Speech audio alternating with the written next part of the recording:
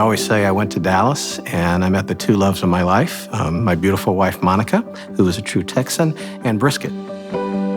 I'll never forget, it was Thanksgiving. It was the first time I met her extended family. And I'll never forget, they brought this big, beautiful smoked turkey and this black piece of meat. I made this mistake, the cardinal error of saying, "What is that?" And you don't ask a Texan what brisket is. And oh my gosh, I just got, lambasted from all of them. And I say to these Texans, I'm gonna learn how to smoke brisket. I'm gonna learn how to smoke it better than anybody in here. And it took me literally 18 years. But the day that I got it, I called them, got on the airplane with a hot brisket, flew to Houston and made them eat it. And they said, okay, that's really good brisket. My job was in healthcare, but my passion began to grow in cooking. There was a day that everything changed. There was a little girl in our community got cancer.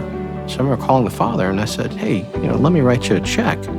And he wouldn't have anything to do with it. I said, how about if you allow me to do a barbecue? We'll host it at your church. You invite anybody you like and we'll raise a lot of money and it'll go for little Megan. So he called back and he says, okay, but it has to be 10 days from now. I didn't have the equipment. I didn't have the know-how. I didn't have the storage. And I'll tell you what, that's where God showed up. Stuff, people, support, equipment came out of nowhere.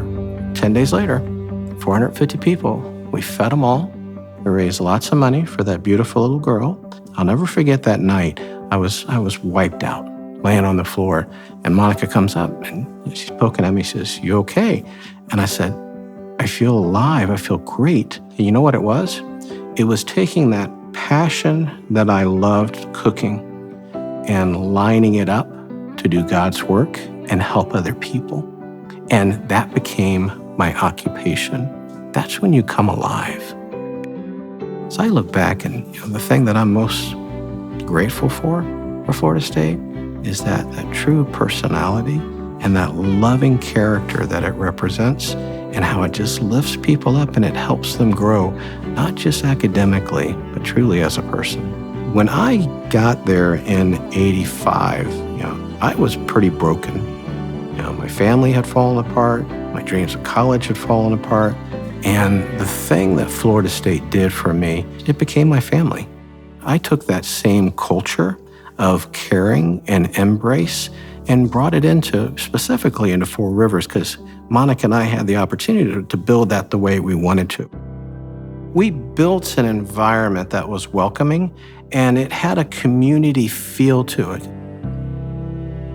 I am absolutely convinced that I was meant to go to Texas to meet my wife because, God bless her, nobody else would put up with this crazy ride that we've been on. And honestly, we're sitting here talking so much about me and so much how we built the business, but she's been there by my side the whole time. It was her and her strength that said, John, she said, if you truly believe that God wants you to be doing this restaurant, she says, you continue to do that and I'll stand by your side even if we fail. And it was because of that encouragement that I kept going forward. I'm very fortunate. I've had the opportunity for both my son, Jared, and my daughter, Cameron. Both of them went to Florida State University. The most memorable moment that I had actually was when Jared graduated. I had the opportunity to be his commencement speaker. And me standing at the podium, looking out at some 20,000 people, you know who I saw? I saw my son sitting there looking at me. And it was as if I was speaking to him and nobody else mattered.